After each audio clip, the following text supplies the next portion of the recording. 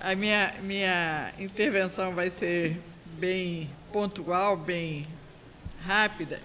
Eu me ative a uma frase do De Anima, uma colocação do De Anima, em que o Aristóteles afirma que a mais natural das funções de todo ser vivo é criar um outro semelhante, de modo a participar do eterno e do divino na medida do possível, pois tal é o objeto do desejo de todos os seres, o fim da sua atividade natural.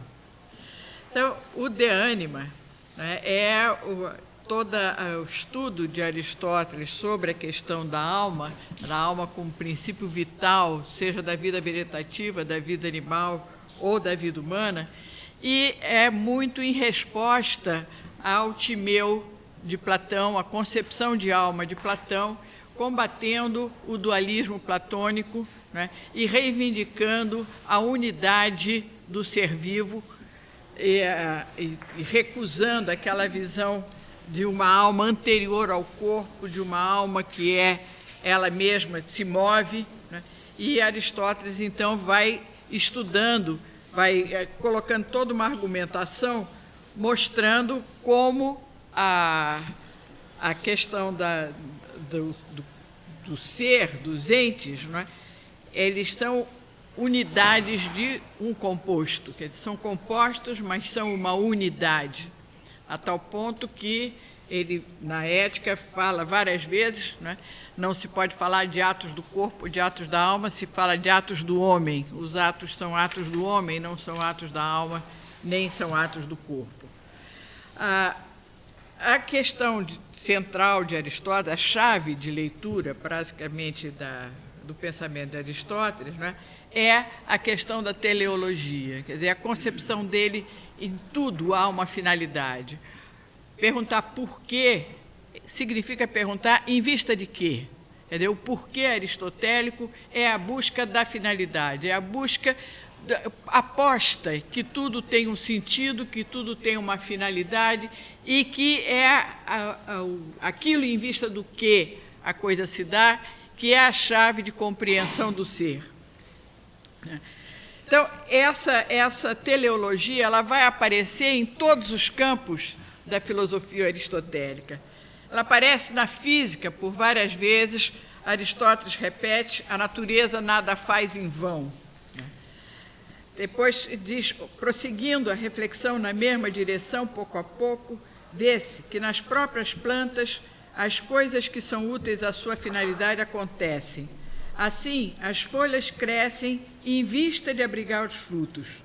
Se, então, é por uma impulsão natural e também em vista de algo que a andorinha faz seu ninho e a aranha sua teia, se as plantas produzem suas folhas em vista dos frutos, se lançam suas raízes para o solo e não para o ar em vista do alimento, é claro que este tipo de causa que age em vista de um fim existe nas mudanças e nos entes naturais. Quer dizer, agir em vista de um fim não é exclusividade do ser humano. Agir em vista do fim é a dinâmica natural de toda a natureza. Na metafísica, né, a causa final ela é privilegiada como sendo a causa que sobredetermina as outras causas, né? Ela é um fim de tal natureza que não existe em vista de outra coisa, mas que é em vista dela que tudo mais existe. No outro texto, ele afirma: a mais elevada das ciências, superior a qualquer subordinada, é aquela que conhece aquilo em vista do que cada coisa se deve fazer. Fim que em cada ser é o seu bem e, de uma maneira geral, o soberano bem no conjunto da natureza. Essa finalidade é boa, né? O ser existe em vista de uma realização plena de si mesmo. Todas as coisas tendem a realizar em si aquilo que ela traz como potência, como possibilidade, como virtualidade, e tende, desde que tenham as condições necessárias para isso, desde que não haja nenhum obstáculo externo, ela vai espontaneamente tender para a realização plena, para a perfeição, para o bem. E cada ser isoladamente, tendendo à sua própria perfeição, o conjunto da natureza tende ao bem do conjunto do ser. Ainda na metafísica, na teologia, Aristóteles vai se referir à atração que o ser divino exerce sobre todas as coisas como aquele bem que é o fim em vista do que todo mais se dá. Esse Deus, esse bem superior, esse bem supremo, né, ele move não por uma via mecânica, ele move por atração. Ele move como o amado atrai o amante, como o ímã atrai o ferro. Quer dizer, todos os entes da natureza são atraídos, de alguma maneira, por esse ser divino, né? Por essa realização perfeita do ser que é Deus. Então, todos os demais seres são, em alguma forma, imperfeitos, são, em alguma forma, compostos, são, de alguma forma, menos ser do que o ser primeiro, e são atraídos por ele, e daí a repetição do movimento que sempre visa alcançar o bem, mesmo que esse bem esteja fora do seu alcance. Quer dizer, mesmo que não haja nenhuma possibilidade de realização efetiva da perfeição no plano da natureza, ela não desiste nunca de buscar essa perfeição sob a atração desse ser primeiro, desse ser perfeito, desse Deus. Então, a perfeição divina é aquilo em vista do que todas as coisas se movem. E a primeira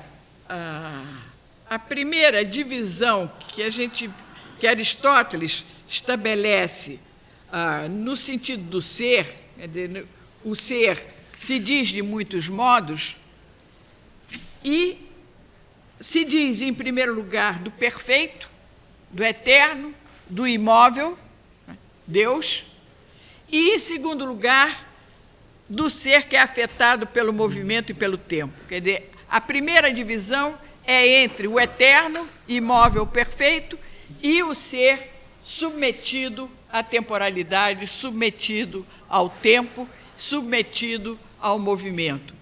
E esse nível abaixo, esse nível já, de alguma forma, degradado do ser, almeja sempre recuperar a imobilidade e a perfeição do ser primeiro.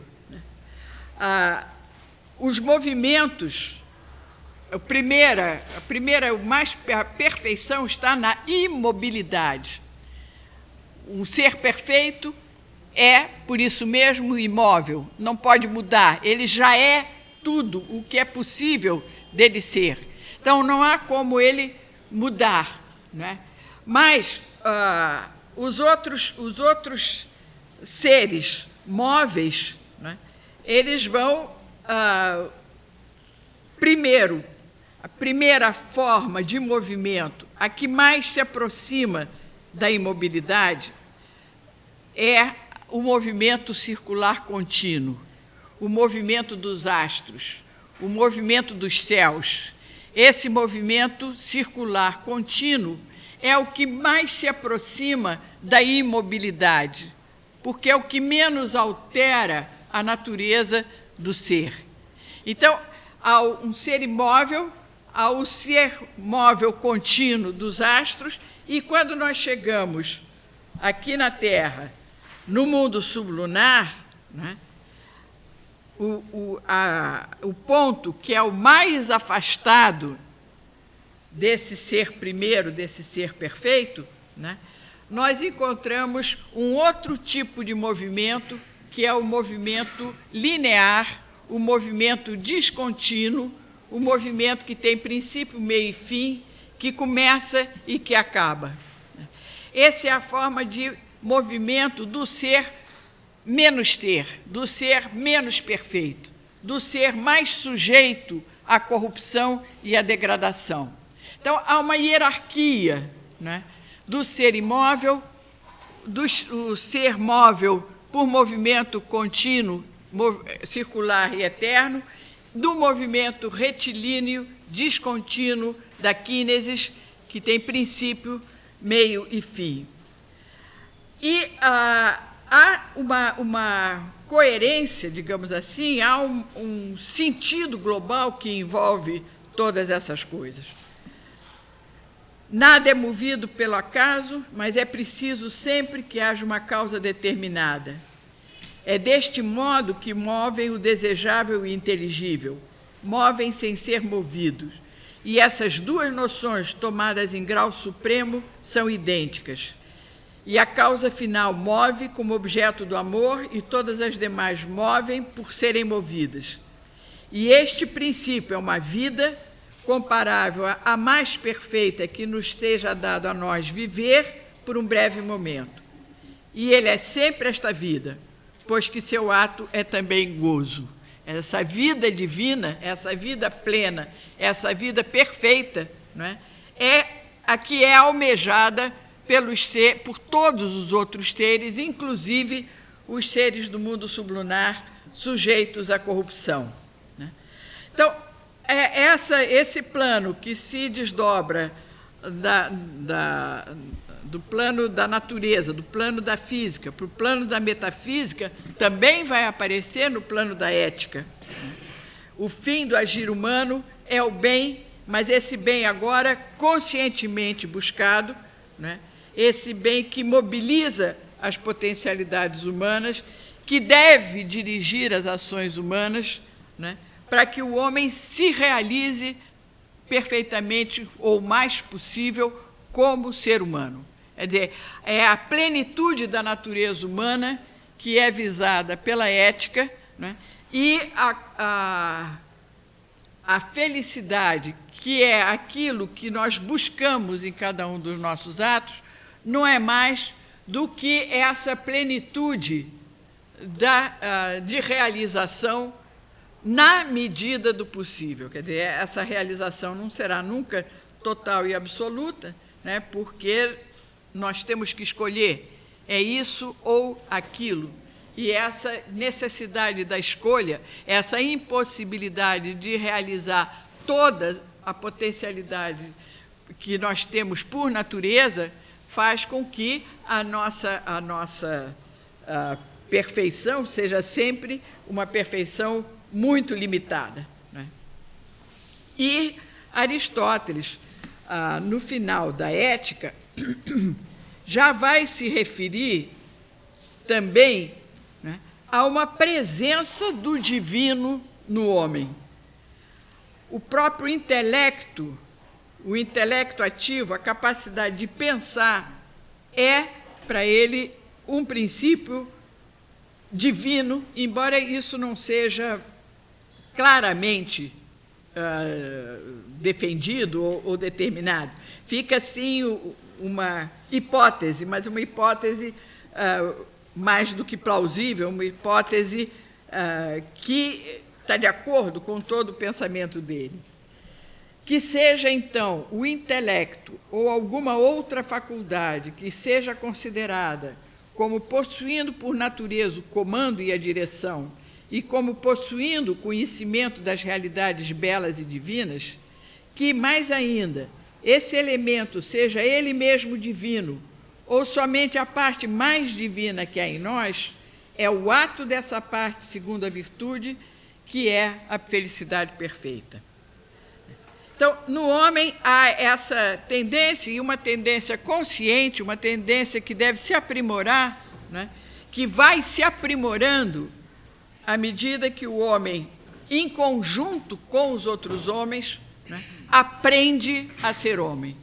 O homem não nasce pronto, o homem não nasce feito, ele deve aprender a ser homem, ele deve transformar as faculdades naturais que ele tem em virtudes, ou seja, ele deve orientar esse potencial que a natureza lhe dá em direção ao bem. Essa que é a finalidade da ética. Mas não só no plano humano é possível identificar essa tendência para o bem, essa tendência para a plenitude, essa tendência para a perfeição. No estudo, no De Anima, justamente, isso vai aparecer, né, inerente a todas as formas de vida, não só ao homem. O ser se move para continuar a ser, o ser se move para permanecer na existência, para se realizar plenamente. Todo o vivente está submetido, né, de um lado, à corrupção, à degenerescência, ao aniquilamento, mas, por outro, a esse movimento de permanente busca de realização. No texto da Geração e Corrupção, né, Aristóteles faz uma articulação entre essa tendência natural do ser a buscar a sua realização e a buscar a sua reprodução com o cosmos como um todo. Assim é que, a partir da existência da translação superior, o Sol é movido circularmente de um modo determinado. E, pois que o Sol cumpre assim sua revolução, as estações, por esta razão, têm uma geração circular e retornam sobre si mesmas. Como elas têm uma geração circular, acontece o mesmo, a seu tempo, com as coisas que delas dependem. Ou seja, já aqui a gente começa a perceber que a sucessão das gerações, de certa forma, imita, de certa forma, retoma a circularidade do movimento mais perfeito.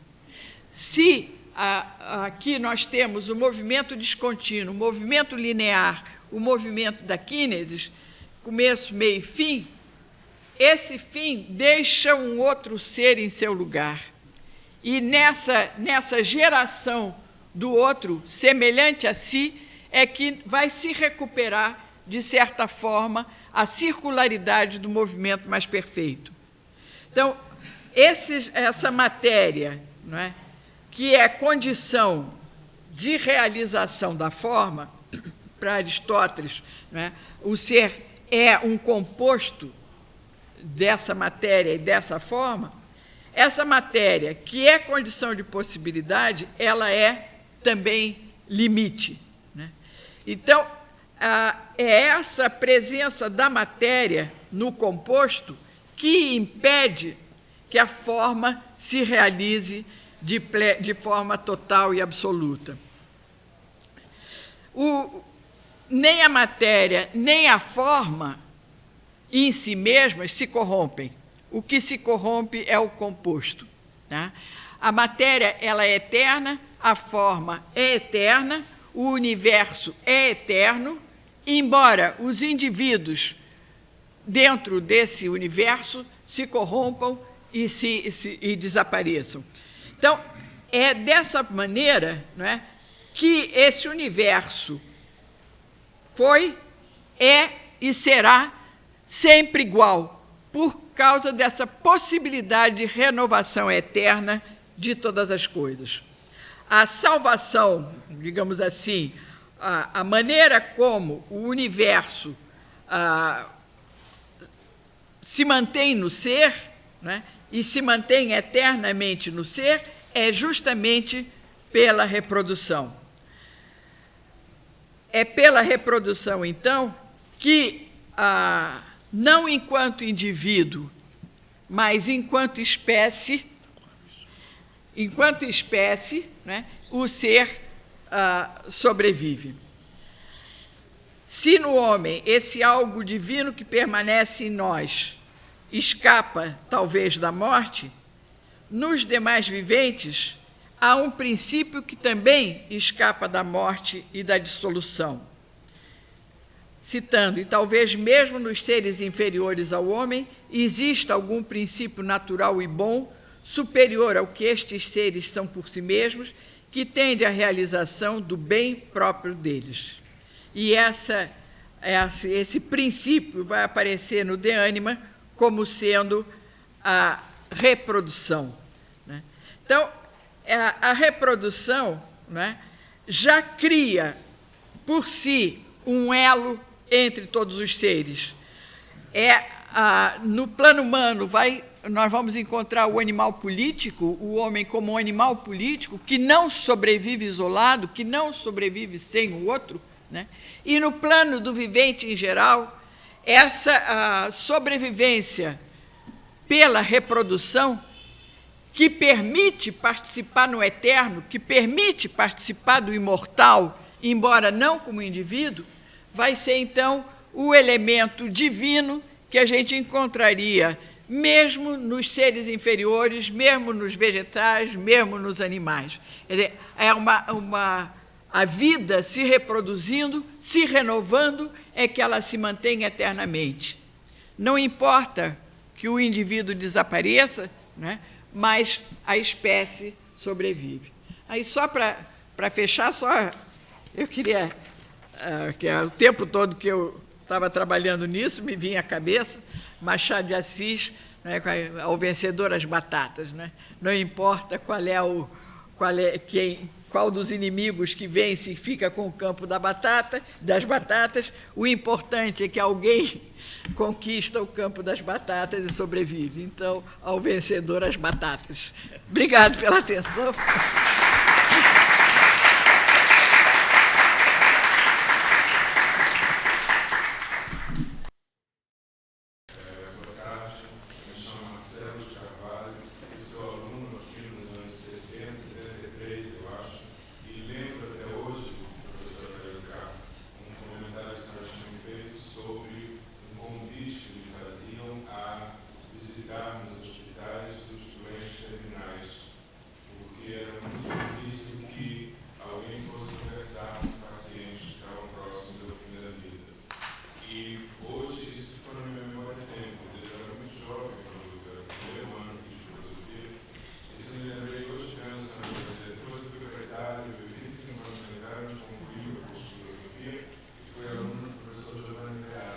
E tenho orgulho de dizer que, mesmo as aulas de professor na PUC de Milão, eram concorridíssimos, um fichário enorme, porque eram como espetáculos teatrais, porque eram aulas espetaculares, professor sugêneres, mas devo dizer que poucas vezes eu comovi tanto como essa sua demonstração agora da secularidade, da permanência da Obrigada. existência. Para me comparar com o Giovanni Reale. Não me comparei, Obrigada. acabou superado. Obrigada. Do meu ponto de vista. Então, estou muito comovido por isso e queria parabenizar a senhora mesmo ser, do meu ponto de vista, quando a senhora diz que você se mantém pela reprodução e assim sobrevive, na minha mente veio que hoje, sem querer valorizar Aristóteles, mas veio na minha mente o grande perigo que a espécie humana corre hoje no planeta exatamente pelo risco dos excessos da reprodução. Né? Então, eu queria assim, convidar uma reflexão rápida sobre esse turning point ao qual chegamos pelos excessos de gente do mundo. Obrigado. Só rapidamente, quer dizer, Aristóteles não tem nenhuma visão de uma evolução do universo, né, de criação, de história linear. O universo é eterno, se renova ciclicamente, então jamais poderia, na cabeça dele, acontecer nem o domínio do homem sobre a natureza. Para ele, a natureza era para ser contemplada, não para ser dominada, né? E menos ainda essa possibilidade da humanidade introduzir um desequilíbrio, né, e ameaçar a vida do planeta. Isso era realmente totalmente fora da possibilidade de cogitação dele naquele contexto, né? Mas é uma realidade que a gente vive hoje, né? Professora, muito prazer em ouvi-la pela primeira vez. Não a conheço, eu não devo negar isso, eu não sou da área de filosofia, me considero um filósofo da vida, pela idade que eu já estou chegando aos 60 anos, já passei, né? E a gente às vezes está conversando com mais jovens assim, e eles dizem assim, mas você está falando como filósofo, você parece filósofo e tal, porque a gente vai adquirindo cabelo branco e contempla mais a vida. Então. Mas eu queria fazer uma pergunta curta. Meu nome é José Carlos, eu sou profissional da saúde, trabalho na Fundação Oswaldo Cruz, na Escola Nacional de Saúde Pública, e eu queria fazer uma pergunta bem rasteira para a senhora, desculpa, é o que eu tenho, o que eu trago. O que a senhora tem ensinado ao longo da vida com seus alunos, o que a senhora tem dito para eles, quando eles saem da academia, saem da escola, o que eles podem fazer com a filosofia? Nesse mundo tão tecnológico, onde se esconde a filosofia. Eu agora há pouco mesmo me emocionei, desculpem aqui, quando eu gritei fora Temer, porque logo agora, eu gritei em seguida a apresentadora ter informado, né, ter reforçado que a filosofia foi retirada do ensino de 2º grau, e a minha reação emocional, inconsciente, freudiana, foi gritar fora Temer. Então, a minha pergunta curta, então, para sem mais delongas, o que eu gostaria de saber, se a senhora puder avisar para a gente, o que a senhora sempre disse para os seus alunos a fazer com a filosofia depois que saísse da escola? Que utilidade ela teria na vida prática, na vida comum, nessa sociedade tão corrida, tão tecnológica? Muito obrigado. Olha, eu vou te responder com o que Aristóteles dizia, que a filosofia é um saber inútil e desinteressado. E exatamente por ser inútil e desinteressado, é a ciência mais livre que existe. Então, se a gente quer ser livre, a gente precisa da filosofia. É o que eu tenho a dizer.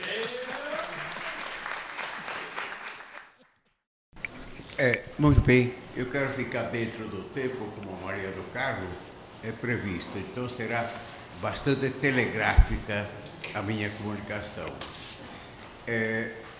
Entretanto, é preciso falar de Santo Agostinho também, da biografia dele, porque ele é um grande autor autobiográfico. Santo Agostinho faz filosofia com a vida dele, em cima da vida dele. E por isso que se torna muito importante, aliás, como será na filosofia contemporânea, com Kierkegaard, Nietzsche, o próprio Heidegger, são autores que é preciso conhecer-lhes a vida e o desdobramento filosófico delas para poder entendê-las melhor. Santo Agostinho, então, é do início do cristianismo, 354, viveu até 430.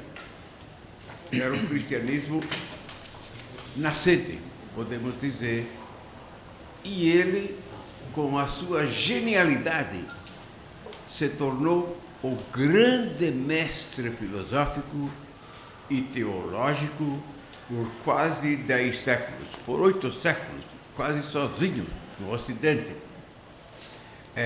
Tamanha influência que ele teve para o bem e também para o mais negativo, porque Santo Agostinho era platônico, então ele veio com a sua carga de formação humanista, intelectual profunda e das filosofias por onde ele passou. A primeira formação dele foi retórica. Ele é africano, de Tagaste, e que não se sabe muito bem, essas regiões desapareceram todas, mas seria mais ou menos aquilo que hoje é a Argélia, porque ali, nessa região onde estava Tagaste, estava também uma cidade maior, que era Cartago, que fazia sombra ao Império Romano, e tinha até uma decisão, um princípio de exterminar Cartago. Cartago de lenda est. Preciso destruir Cartago.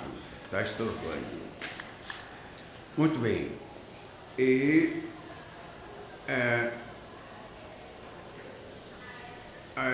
Ele percorreu todas as escolas de seu tempo, ávido de uma coisa só, a verdade. Mas a verdade absoluta, absolutamente firme. Mas depois, na modernidade, será Descartes que aproveita esse sentimento, e ele também procurou a verdade absoluta, Descartes. E encontrou, como sabemos, do cogito, mas Santo Agostinho foi diferente. Então, quando ele era capaz de mostrar a fragilidade interna de uma escola, ele abandonava sem mais nem menos, porque ele queria a suprema verdade. E a mãe dele, Mônica, Santa Mônica, caçoava do filho, dizendo: você procura a verdade absoluta, que nunca se possa acreditar. Eu tenho essa verdade, porque ela era cristã, e Santo Agostinho ainda não, e ele entrava em todas essas escolas à busca da verdade. Esta foi a grande inspiração de Santo Agostinho. Então ele foi maniqueísta, ou seja, a escola que ensinava a doutrina de Maniqueu, que era a doutrina dos dois princípios. Existe o princípio do bem e existe o princípio do mal. O princípio do bem é um princípio platônico, é uma entidade superior, mas um princípio do bem. Mas existe também o princípio do mal.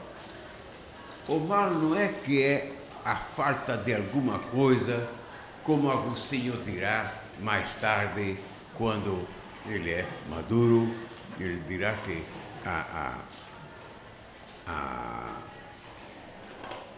como é que se diz? A falta de formação, ou deficiência na formação, é que fazem exatamente a deficiência humana. Não, então, Maniqueu foi cético na escola cética, não acreditava em mais nada, tudo podia ser criticado. E finalmente ele encontrou o estoicismo, que era a grande doutrina filosófica dentro da qual nasceu o próprio cristianismo, o estoicismo, que era a filosofia do jardim. Isso é 3 princípios: a lógica, a física e a ética. E concebiam a filosofia como um jardim. Isso se chama a escola do jardim. Tem uma sebe que cerca o jardim, que é a lógica. A lógica protege, sim, na visão de Aristóteles e da Idade Média também. A lógica ajuda, é um instrumento que ajuda a caminhar sempre em direção da verdade, para que o pensamento não se desvie. Então, a lógica principal é a física, o jardim, as plantas. E toda a realidade é física para os estoicos. Toda a realidade é física. Os deuses também são físicos. As nossas almas também são físicas. Só existe o elemento físico. Então, fora do universo do jardim, não existe mais nada. Nada de ser, nenhuma realidade pode existir fora desta que nós podemos controlar, a realidade física. Seria bonito desenvolver essa doutrina, mas não é o caso. E, finalmente, a ética são os frutos das árvores. É o principal elemento da filosofia estoica, é a ética. E tem um grande desenvolvimento da filosofia estoica que é utilíssimo ainda hoje. Né? Ainda hoje. A ética, então, como a mais perfeita, a mais alta realização do ser humano. Divagando por todas essas escolas, Santo Agostinho acabou, depois da sua conversão, escolhendo a sua temática filosófica. Essa era a dele, a escola dele.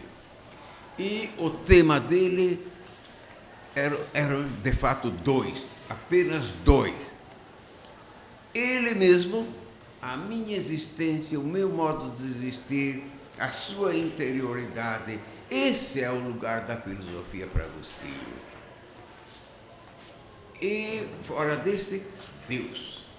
Então a relação ser humano, Deus, é o tema que ele desenvolve em todas as linhas de todos os livros dele. Citarei alguns depois. Todos os livros deles versam exatamente sobre isso. A interioridade humana que se leva a um princípio absurdo.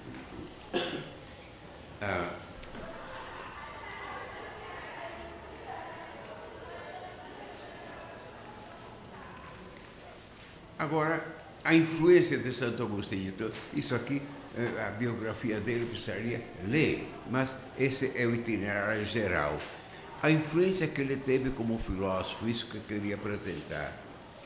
Ele, como acabo de dizer, foi o mestre da Idade Média, por 8 séculos. Santo Tomás de Aquino, que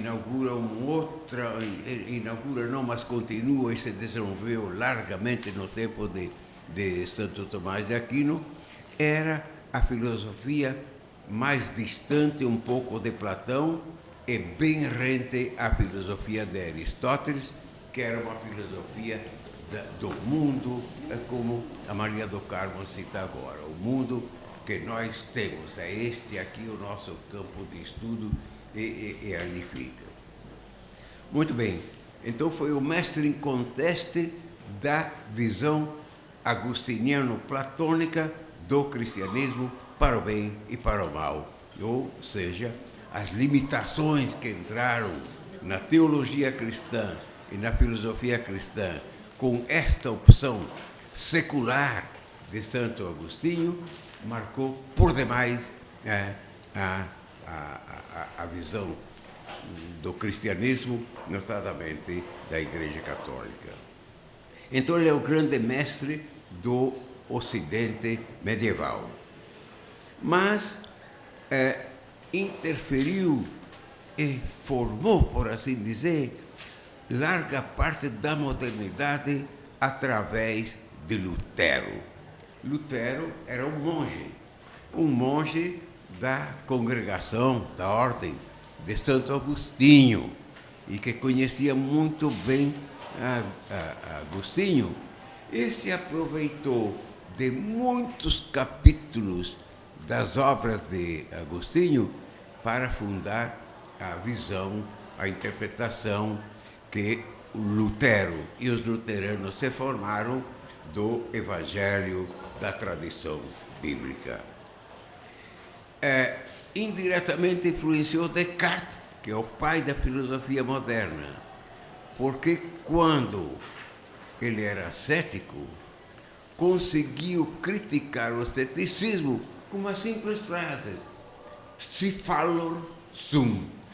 Se eu me engano, entretanto não me engano que existo.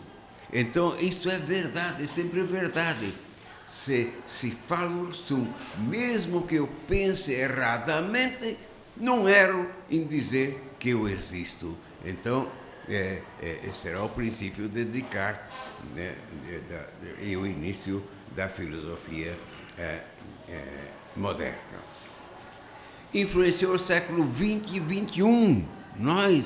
Santo Agostinho pesa muito sobre a filosofia, a melhor filosofia atual, a fenomenologia existencial, notadamente de vertente heideggeriana. Heidegger foi um Santo Agostinho às escondidas, como poderia mostrar aqui Heidegger. Mas os pais do existencialismo, que para mim são dois, Kierkegaard e Nietzsche, que eram dois pensadores importantes mas que fizeram a filosofia da vida deles, da vida de Kierkegaard, brigando sempre com Deus. Ele era um luterano dinamarquês que sempre disputou o conceito de Deus por um conceito errôneo do qual ele partiu, mas se formou uma ideia que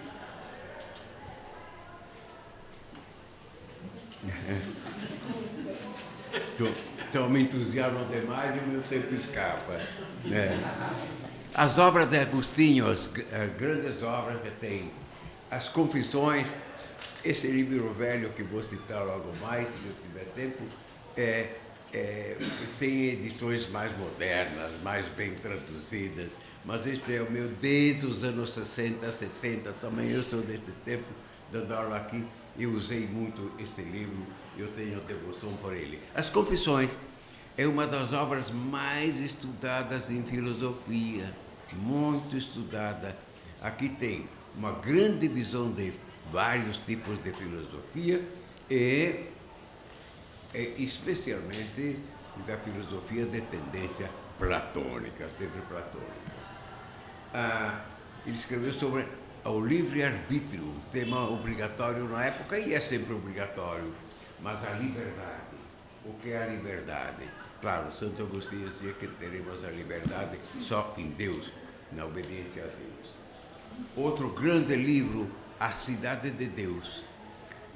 Ele mesmo dizia, este livro é a segunda parte de uma obra grande, que é A Cidade de Deus. E o que seja a Cidade de Deus, ele mesmo escreveu no livro 28, no capítulo 28 do livro 14º. São 22 livros, 22 capítulos, naquele tempo chamavam livros. Ele diz: 2 amores fundaram 2 cidades. O amor a Deus até o desprezo das criaturas é a cidade celeste. E o amor a si mesmo até o desprezo de Deus é a cidade terrestre. Então, 2 amores construíram 2 cidades, a celeste e a terrestre. Naturalmente, ele entendia a cidade celeste, a igreja nascente, o cristianismo, e a cidade terrestre era o Império Romano. E esta grande obra aqui, filosófica, teológica e histórica, é o primeiro livro, o primeiro grande tratado sobre a filosofia da história. Ele faz a filosofia da história, então, a partir dessa visão da queda do Império Romano. Em 410, quando os bárbaros invadiram Roma, Santo Agostinho se espanta, diz: como é que podia ser que Roma, imperial, que ele amava, porque ele era também advogado, e advogava de manhã e à tarde era bispo de Hipona. Como é que foi cair o Império Romano? Ele diz: estou entendendo, nesse livro então ele explica. A cidade terrestre pediu benesses aos deuses, mas quem atendia era o Deus de providência, o Deus único segundo ele. Mas pediu. E Roma pediu o quê aos deuses? Pediu glória, pediu poder, pediu povos, pediu as conquistas, e a providência divina lhe deu tudo isso. Tudo que Roma pediu, ganhou. Tudo que Roma pediu. Mas é que ela ruiu porque pediu mal, pediu coisas passageiras. Enfim, as glórias deste mundo passam os impérios, o poder acaba. Na cidade celeste, nós, do cristianismo, pedimos coisas eternas, duráveis, que cresçamos em amor, que pratiquemos a justiça, enfim, que façamos o bem. São coisas que não se desfazem nunca. E era isso que se pede na visão cristã. Se eu tenho mais um minuto? 2. 2. Tá, pelo menos digo uma coisa da filosofia dele. A filosofia dele é dialética, no sentido platônico. É uma filosofia ascensional. A dialética de Platão é um esforço para sair da caverna deste mundo, da caverna do nosso corpo e chegar ao mundo superior. Toda a filosofia de Santo Agostinho vai nesse sentido. É ascensional. Isto é, partindo então desta visão de que o mundo e a alma é um cárcere, o que nós queremos fazer, o que no cristianismo nós procuramos? É sair desse cárcere e voltar para a nossa origem, que é divina. Então teria passagens bonitas das confissões que eu trouxe aqui, dessa ascensão. Mas como eu digo, ele teve no livro 9 das Confissões, capítulo 10, se encontra um êxtase que ele teve com a mãe dele, que tanto fez para que ele se convertesse ao cristianismo e se converteu. Então eles esperavam um navio para voltar para a África, ele e a mãe, em Roma. E lá divagaram, diz ele, por várias coisas que passam, mas a ascensão desse tipo. Nós, diz ele, nos elevamos, esquecemos o mundo que está fora de nós, esquecemos os nossos sentidos, chegamos ao mundo celeste, isso é, ao mundo da lua, do sol e das estrelas, passamos por cima dele e viemos às nossas almas, passamos por cima delas também e finalmente chegamos aonde está a sabedoria eterna, a verdade. E por um instante nós intuímos o que é a felicidade eterna, né? Mas no instante seguinte nós caímos em nós mesmos e o que fazíamos? Balbuciávamos palavras, frases, uma depois da outra, enfim, voltamos à nossa linguagem corrente. Mas eles intuíram, então, a suprema realidade. Este que é o êxtase de Ostia e a maneira da dialética de Santo Agostinho, que é uma dialética ascensionista. Muito bem. Outra, eu trouxe aqui, mas leiam vocês mesmos, o capítulo sobre o tempo, livro 11 das Confissões. Heidegger, esta foi uma das cartilhas de Heidegger, o livro 11 de Santo Agostinho. Ele escreveu em seu tempo, de forma moderna, naturalmente, fenomenológica, a descrição do tempo. Foi escrito em alemão aquilo que Santo Agostinho falou em latim no século IV.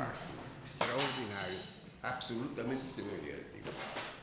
Então, recomendo essa leitura.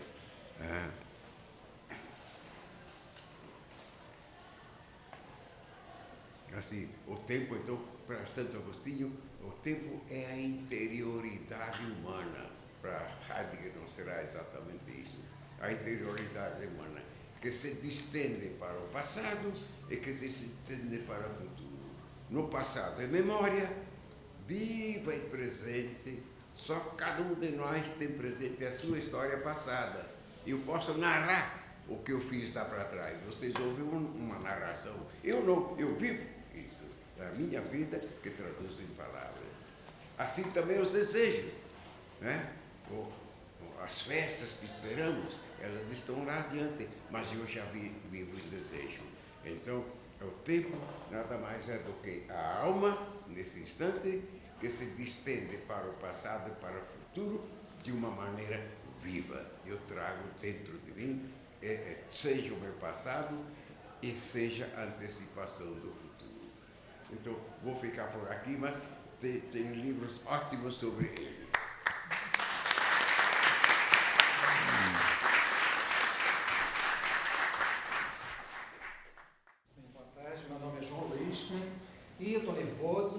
porque aqui eu tenho 6 professores, que eu fiz a minha graduação em filosofia, aqui de 90 a 95, os 3 professores da mesa, o professor Luigi, a professora Schaucher e a professora Helena Garcia, e eu tenho ainda bastante contato, né? Fiz a licenciatura também, aqui na FRJ, e ainda tenho contato com o professor Olinto, com a professora Helena lá da UERJ, né? Que eu estou vinculado à UERJ, e principalmente o professor Olinto, né? Na questão da bioética, né? Eu vou entregar, eu fui bolsista da professora Helena, de iniciação científica, e eu trabalhei ética e a técnica com ela, e até hoje eu trabalho a questão da ética aplicada e da bioética. Né? Então, professor, a questão de Santo Agostinho, né? Eu vou dar uma pergunta assim bem objetiva, né? Sobre a questão da contemporaneidade das ideias, né? Da filosofia de Santo Agostinho, né? Você citou a influência sobre Heidegger, né? E eu particularmente trabalho a questão do ser para a morte, né? E também do Kierkegaard, né? Sobre a questão das doenças da alma, né? Então, a questão que você falou, a questão da ética, da integridade humana, a relação com Deus, né? Esses seriam os temas bem atuais de Santo Agostinho hoje, né? A questão da ética, essa influência sobre o Kierkegaard, sobre Heidegger, ou teria outros temas que nós podemos utilizar nesse campo na atualidade. Obrigado pela atenção de tudo.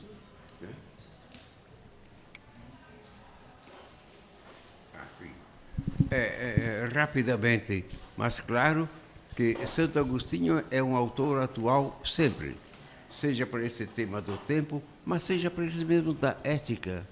Só que em Santo Agostinho, eu não tive tempo aqui de falar, tem 2 éticas. A ética do amor e a ética que eu chamo no meu livro, tem um capítulo sobre Santo Agostinho, a ética do conflito, para não dizer coisa mais séria. Porque Santo Agostinho teve uma crise no meio da vida dele, uma crise, assim, filosófica. Ele, que confiava tanto na razão, e confiou depois que se converteu tanto em Deus, ele acabou transferindo essa confiança toda só em Deus. E começou a desconfiar seriamente da razão, se ela podia levar-nos à verdade e ao bem. Então, aí está o Santo Agostinho do conflito. Ele viveu os últimos 20, 30 anos de um conflito muito grande entre a sua interioridade e a sua crença em Deus, na filosofia, etc. Aqui tem 2 consequências para a ética. Na primeira, quando ele confiava em Deus e na razão, ele escreveu a Ética do Amor. Escreveu, recomendava em tudo. A ética cristã, que será também a ética ou simplesmente humana, é a ética do bom relacionamento, bom entendimento dos seres humanos. Esta é a ética que, de outras maneiras, em outras palavras, é a ética de hoje, que não conseguimos nunca realizar a convivência, essa aí. A ética do conflito é exatamente a ética que vem de uma visão cristã, também ali um tanto atrapalhada pela visão platônica que ele tinha do pecado. O erro do ser humano, que está lá no início. O pecado original, enfim, tem origem agostiniana e não é bíblica. O pecado original não é aquela mancha que se imaginou e que está o batismo cristão tira. Nada disso. Essas crianças que não são batizadas ainda hoje são verdadeiros anjos, tanto quanto aquelas que foram batizadas. Mas não importa, era a convicção daquele tempo, então que se deve respeitar. E Santo Agostinho, então, atribuiu demais peso ao pecado, que embotou a nossa razão, embotou a nossa capacidade de tomar decisões éticas pela nossa simples força da razão. Ele desacreditou da razão. Então, aí está o Santo Agostinho, que tanto influiu no pensamento cristão com essa divisão entre ética amoris e ética sensum, a ética dos sentidos. Então ele se atrapalhou todo e realmente... A respeito do sexo, do pecado sexual. Porque eu vivi dentro do mundo que nós vivemos, onde o pecado sexual era pecado mortal, se ia no inferno. E isso, alguns dizem que depende, que deriva um pouco de Santo Agostinho. Santo Agostinho, de um lado, é um místico, é um escritor maravilhoso, aquilo que você falou, mas por outro lado, além do pecado original, tem justamente esta restrição sobre a sexualidade. Até que ponto sim, até que ponto não. Sim, é rápido também aqui, mas é claro, o conceito que ele tinha da sexualidade humana era muito negativo, que nunca ele conseguiu se livrar e que acabou pesando sobre toda a teologia moral cristã em larga parte ainda hoje.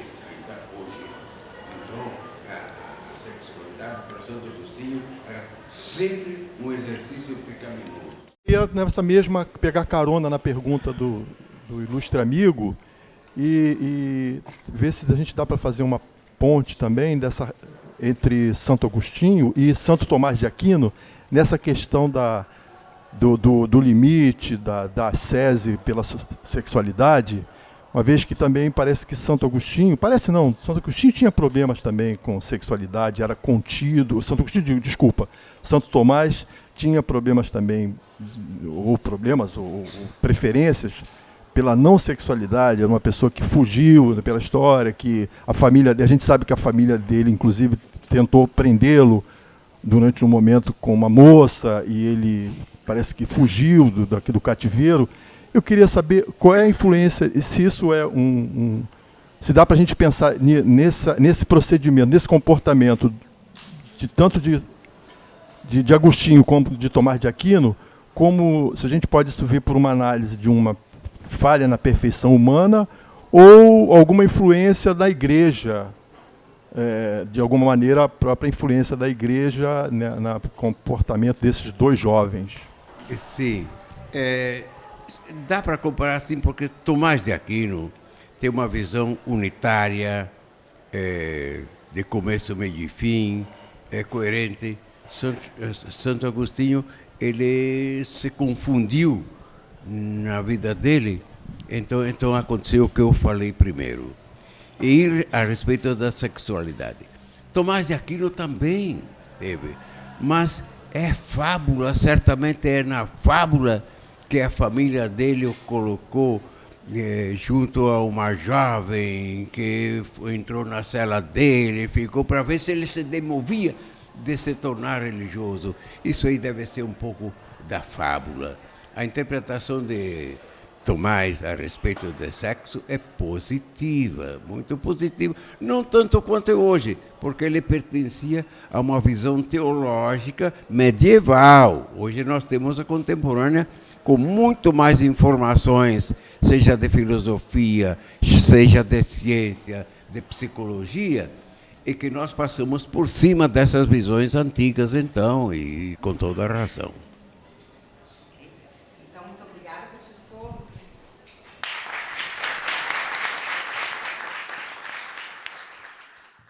Não é propriamente sobre a escolástica em si, né? Mas sobre o processo da assimilação da filosofia grega pela escolástica cristã e pela escolástica islâmica. Esses dois aspectos eu queria salientar, né? Que é curioso, porque o islamismo foi fundado lá no 622, né? E no século VII, a igreja, né, cristã já tinha tido contato com a filosofia grega. Primeiramente com Santo Agostinho, né? E depois de uma forma um pouco mais precisa, né, mais científica, com Boécio. Que logo depois, né, Santo Agostinho morre em 430, Boécio nasce em 470. Então, pouco tempo depois, Boécio, então, Todos conhecem a história do Boécio, autor da famosa Consolação da Filosofia, um livro belíssimo, né? Que ele era romano, mas esteve a serviço de Teodorico, que era um rei bárbaro, inclusive que era ariano, portanto era de uma seita considerada herética, né?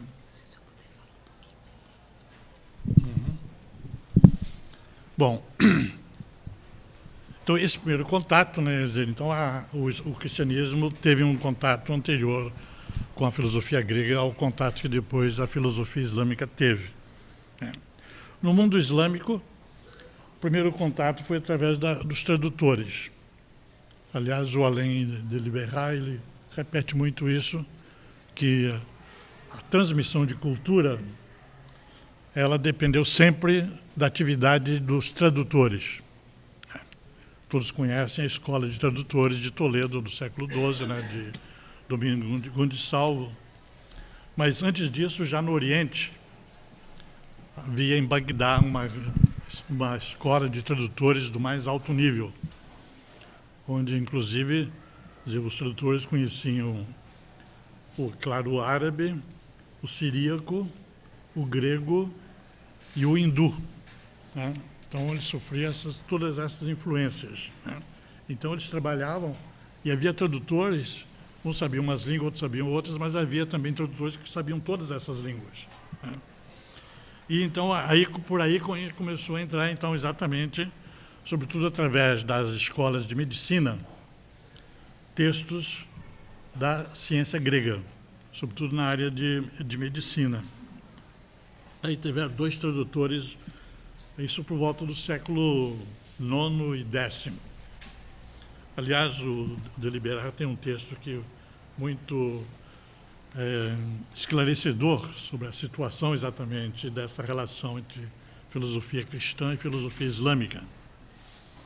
Ele salienta que por volta do século X, o islamismo tinha uma espécie quase de monopólio da cultura filosófica.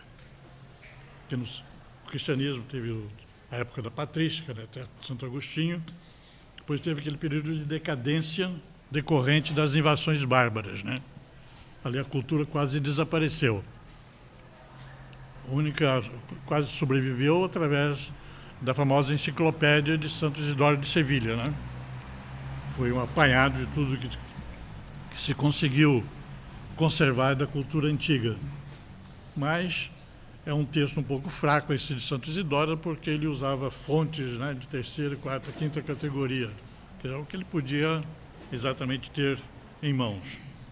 Então, no século X, que é exatamente o século assim, de apogeu tanto da política, né, como também da cultura islâmica em Bagdá, que há 2 pontos importantes, né?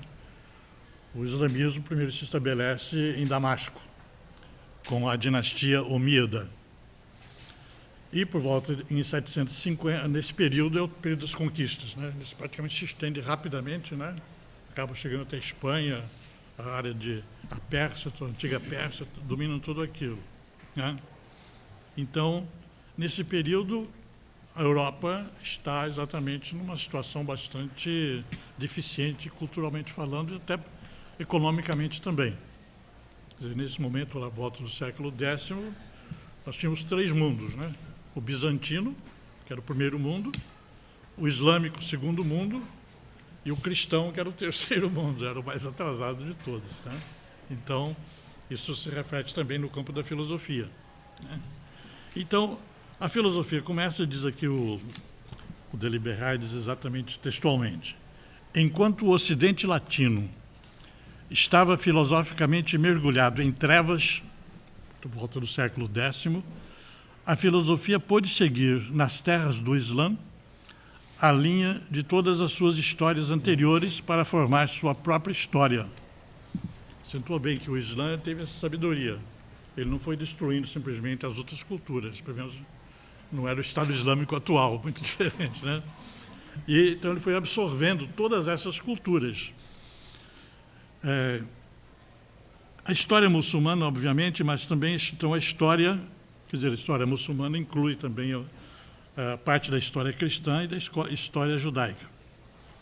assim, a terra do Islã dotou o Islã de uma filosofia, a sua filosofia. Depois ele corrige, ou melhor, as filosofias islâmicas, porque não havia uma única filosofia, não havia uma autoridade como na escolástica cristã que impunha uma certa unidade.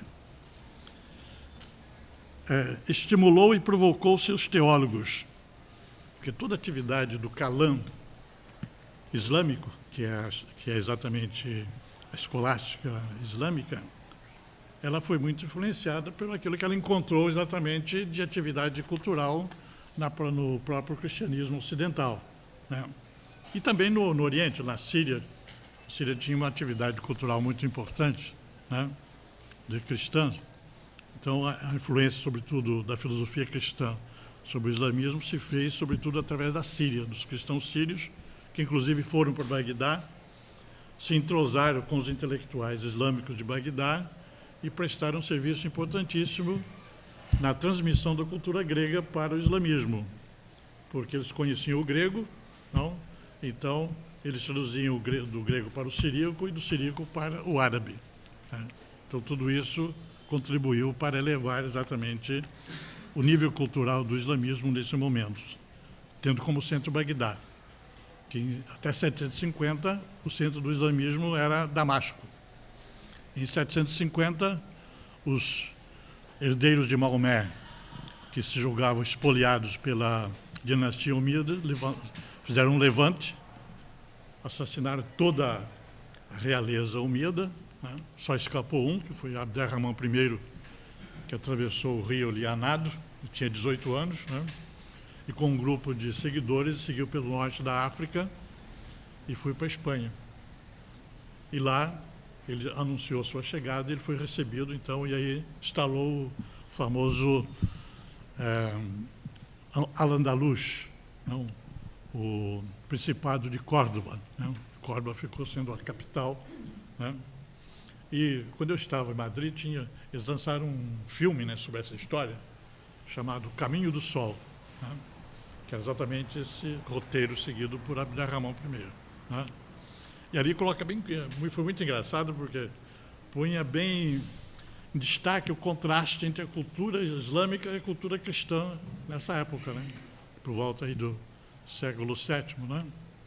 Porque Carlos Magno tentou, por toda maneira, dominar a Espanha, mas ele foi barrado, não, no rio Ebro pelos exércitos islâmicos, né, do Principado de Córdoba. Aí teve que se retirar, quase vergonhosamente, aí inventaram aquela saga do Roland, né? Aquela toda invenção, né? Aquilo eles estavam fugindo. Aí quando eles atravessaram os Pirineus, os bascos caíram em cima da retaguarda do exército de Carlos Magno e liquidou com todos eles, né? Então, como o Carlos Magno falhou nessa conquista, ele tentou conquistar através de uma aliança. Então, mandou oferecer ao príncipe de Córdoba uma das suas filhas como esposa, né? Nesse filme exatamente retrata a chegada exatamente da comitiva, da embaixada de Carlos Magno, né? Para oferecer a filha como esposa do emir. Aí o emir, muito gentilmente, né, recebeu a toda a embaixada ali com toda a pompa possível, que era a tradição dos árabes, né? Aí ele apresenta aos embaixadores a sua noiva, né, lindíssima, agradece, né, falou, estou muito bem servido, né, não preciso disso. Aí, mas falou, mas vamos oferecer um banquete, não, para essa comitiva, né? E antes do banquete ele propôs lá que era um bom banho, né, no grupo, né? Aí nessa hora foi muito engraçado, porque a sala de projeção explodiu em risadas, né? Porque aí os três a comitiva era composta de um nobre, né, um militar e um frade, né? Aí, diante daquela perspectiva de ter que tomar um banho, né, eles ficam aterrorizados, né? Aí o frade vira para o outro e diz assim: um cristão deve estar preparado para tudo, até para o martírio, né? Pô, aí a sala lá explodiu de risada, porque para eles o banho, então, era um, né? Então, isso mostra bem assim o contraste que havia, né? Quer dizer, aquela nível, né, cultural e até todos os aspectos, né, dessas culturas. E aí, quer dizer, o Cordovado de Córdoba foi exatamente o Principado de Córdoba, né? Chamado Al-Andalus, foi importantíssimo, porque naquela época Córdoba chegou a ser a cidade mais populosa, mais culta e mais rica da Europa, nesse período. Córdoba devia ter já um pouco mais de 1 milhão de habitantes, né? Não sei quantas mesquitas. De todas essas mesquitas só ficou uma, a grande mesquita que existe até hoje. Né? Mas, quer dizer, essa história, né, de toda aí da invasão muçulmana na Espanha, depois tudo, é muito maravilhosa, né? Hoje vocês têm o restinho disso, né? Na cidade de Sevilha,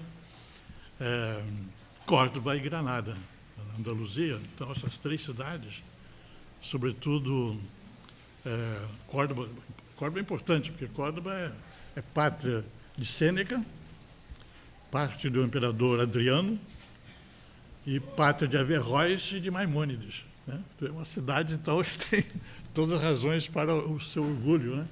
Inclusive, tem uma exposição permanente, tem uma ponte romana ainda, depois da Mesquita, aí tem a ponte romana que funciona até hoje, e lá tem a Torre da Calahorra, que é uma exposição permanente de toda a civilização andaluza.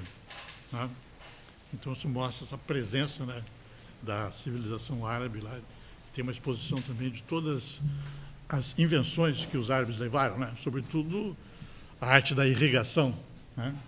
Aquelas nórias, aquelas rodas de água que tiravam o rio do tiravam a água do rio Guadalquivir, né?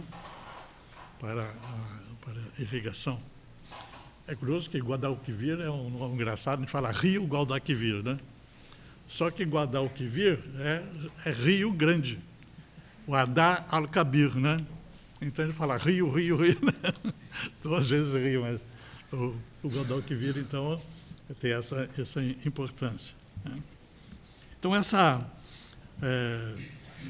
do ponto de vista, vou terminar de ler aqui o texto do link, que está bem completo, diz: culturalmente, o Islã transformou a terra conquistada numa terra de acolhimento de todos os que antes aí viviam.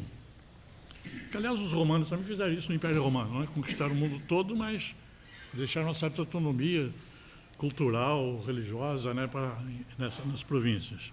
Não quiseram eliminar tudo. Na terra islâmica, a filosofia não é a filosofia dos muçulmanos. Não é uma filosofia pura, eles não tinham uma filosofia autônoma, né? Mas a história das filosofias que os muçulmanos produziram ou deixaram produzir depois da conquista. Portanto, filosofia pagã, cristã, muçulmana, judaica, filosofia, então, feita muçulmana, mas feita por religiosos, ou feita pelos filósofos, os falasifa, né? Que seriam filósofos, seriam os pensadores de influência grega, né?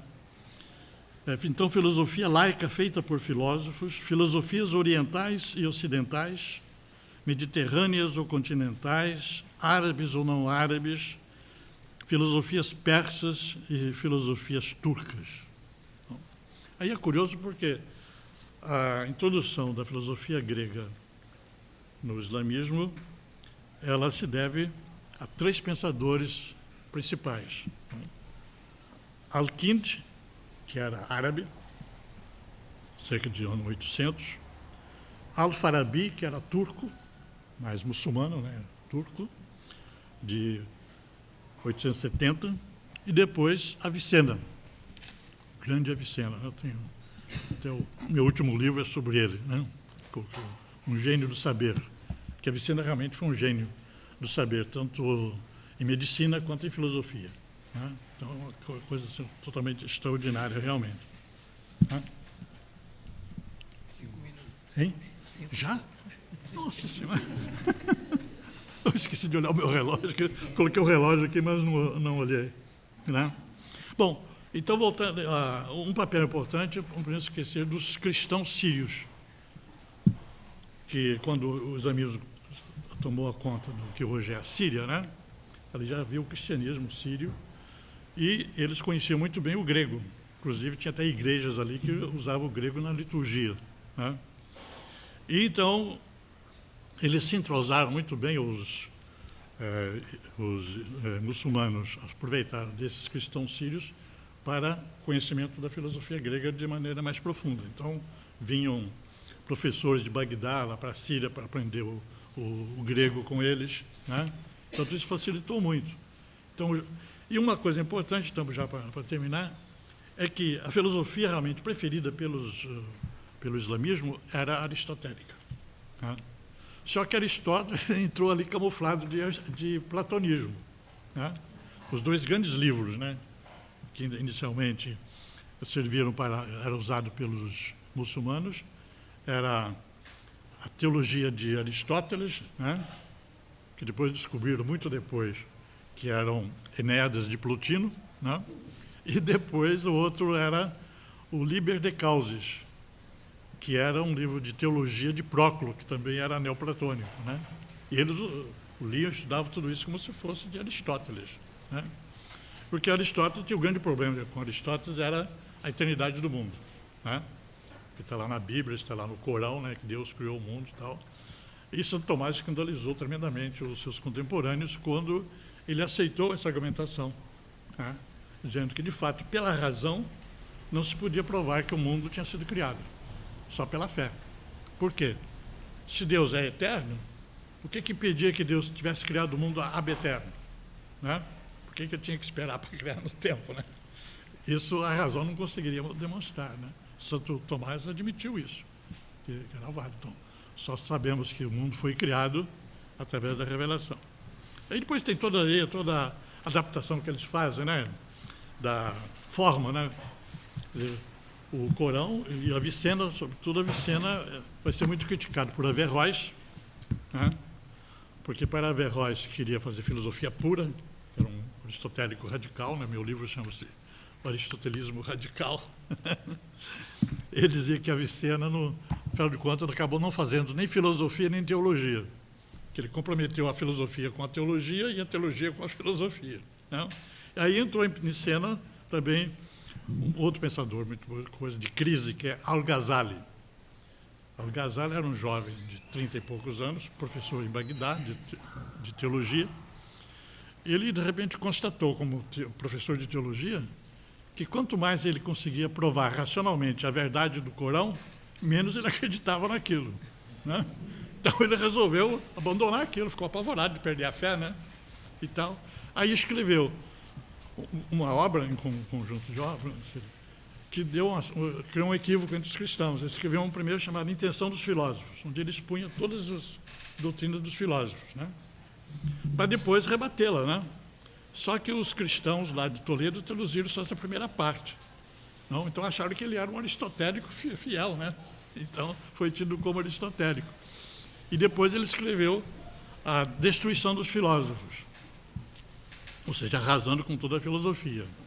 E depois, exatamente em Córdoba, Averroes, né, para poder fazer filosofia no ambiente islâmico, né, precisava da permissão do Corão, né, ele escreveu A Destruição da Destruição, que é exatamente, pegou ponto por ponto, né, dessa obra do Al-Ghazali e arrasou com ela, né, e tudo. Mas os cristãos não sabiam disso inicialmente, só ficaram com a primeira parte.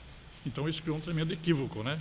Que os cristãos sempre consideraram Al-Ghazali como um seguidor de Avicena, um grande representante de Avicena, e não era nada, era o contrário, né? Então, de alguma forma, o Averroes também ficou mais do lado do Al-Ghazali contra isso, né? Então veio o problema aí todo o grande papel do Averroes na Espanha foi exatamente justificar a atividade filosófica, né? Com base no Corão, porque para os muçulmanos tudo tem que ser baseado no Corão, né? Aí ele achou lá um versículo, né, onde Maomé aconselha a usar a inteligência, né? Então ele falou, não só está permitido, mas está mandado a fazer filosofia. E só para terminar, ele fez aquela pergunta lá para você, né? Eu lembrei a história, né, para que serve a filosofia, né? Aí eu lembrei uma história, isso foi fato real. O professor Aquiles, todos conhecem Aquiles Guimarães, né? Ele foi dar introdução à filosofia lá no curso de Ciências Sociais da UERJ. Não? Aí ele citou tal. Quando ele começou a aula, né, um gaiato se levantou lá no fundo da sala, né, mas em tom de deboche, né? E falou: professor, para que serve filosofia? Aí o Aquiles se levantou assim: não serve para nada, estás perdendo tempo, ponha-se para fora. Ficou famosa a história. É isso aí, então.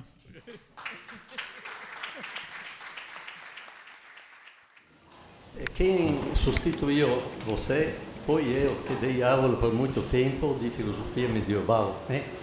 E levava até a grande mística, sobretudo de Mestre Eckhart, né? E colocava, víamos o nome da obra, discutíamos tudo isso aqui. Então, nós colocávamos essas coisas. Agora, eu sempre me encantei com o Mestre Eckhart, que em geral não é... porque ele tem toda uma filosofia, uma experiência profunda que nós sentimos de Deus. Então, no fundo da nossa alma tem justamente a presença divina em todas essas coisas, como você encontra também nos estoicos. E queria perguntar uma coisa, dado que você é especialista na cultura árabe, não sei se... Mas na cultura árabe nasce também depois o sufismo. Então, uma outra forma de mística. E ultimamente, eu estudei um pouco sobre essas coisas, né? Al-Ghazali era sufista. Sufista. Então, quer dizer, que tem a filosofia, mas tem também a filosofia, diremos assim, de conceitos, mas tem uma filosofia que parte da experiência. E essa é uma grande linha que depois você vai colocar no budismo, etc. E tem um estudioso italiano, Marco Vanini, né, que justamente coloca que também Nietzsche, no fundo, com a ideia do eterno retorno, ele é místico. Então, é isso. Mas queria que você falasse... Eu lembro o próprio Avicena, ele distinguia a filosofia oriental e ocidental. Ocidental seria a parte lá da Bagdá, onde aqueles que eram influenciados pela filosofia grega. E ele falava muito de uma filosofia oriental que ele pretendia, inclusive, elaborá-la melhor, que exatamente era marcada pelo misticismo, né? Porque ele era tão, o Avicena tão místico, por exemplo, a questão do entendimento agente. Para Avicena, a filosofia tem um sentido místico porque trabalha com o entendimento agente, que é exatamente através dele que o homem pensa, né? E o entendimento agente é exatamente o ponto, né, de contato com a divindade, né? Então, você tendo contato com o entendimento agente, está em contato com a divindade também. Então, o além da liberar, ele diz que a filosofia, praticamente, com a tomada de Constantinopla, desapareceu do Islã. Mas continuou, de alguma forma, no Oriente, graças a essa orientação de Avicena, né? Então, teve muitos seguidores que seguiram essa linha mística do Avicena. Porque o Avicena também foi muito influenciado pelos ismaelitas, né? Que era uma dissidência dentro. Isso criou muito problema para ele dentro da sociedade islâmica. Boa tarde, eu sou o Lucas, graduando de Filosofia da PUC. Houve claramente uma correspondência da filosofia grega a partir da filosofia cristã em relação à filosofia islâmica, né? Mas essa correspondência, essa troca, foi uma troca dupla de um para o outro ou só foi uma troca da filosofia cristã para a filosofia? Inicialmente a influência da filosofia cristã foi muito fraca. Foi mais apenas esse tipo de informação, de tradução e tudo. A grande influência mesmo foi mais da islâmica. Basta pensar em Averroes e Avicena, né? Porque toda a escolástica cristã medieval está influenciada por Avicena. E depois a outra parte, primeiro foi do predomínio de Avicena, né? Depois veio de Averroes. Né? Como Averroes, no âmbito dele, do islamismo, não foi aceito, foi até tinha exilado, né? Morreu no exílio e tudo, né? Teve uma grande reação, né? Considerado ultra-racionalista, né? Então, vamos dizer assim, mas São Tomás praticamente adotou todo o Averroes. Algumas expressões, meio tanto violentas quanto Averroes, era para fazer média diante dos opositores seus, né? Para dizer que ele não era egoísta, né? Quer dizer, não era racionalista. Mas de fato ele era. O método, tudo lá, aquela metodologia da análise literal, né? O comentário literal, ele tomou de Averroes, né? Então, quando o biógrafo de São Tomás disse que ele chamou a atenção em Paris, porque o modo de ensinar dele era completamente novo, então ele estava seguindo as pegadas de Averroes, né? Aí com esses dois, né? É como, quer dizer, nós teríamos no islamismo Averroes e Avicena, como tivemos no cristianismo Santo Agostinho e São Tomás. Praticamente os dois. Então, agradeço a participação do professor Silveira e dos três professores dessa mesa de antiga e medieval, dessa mesa brilhante.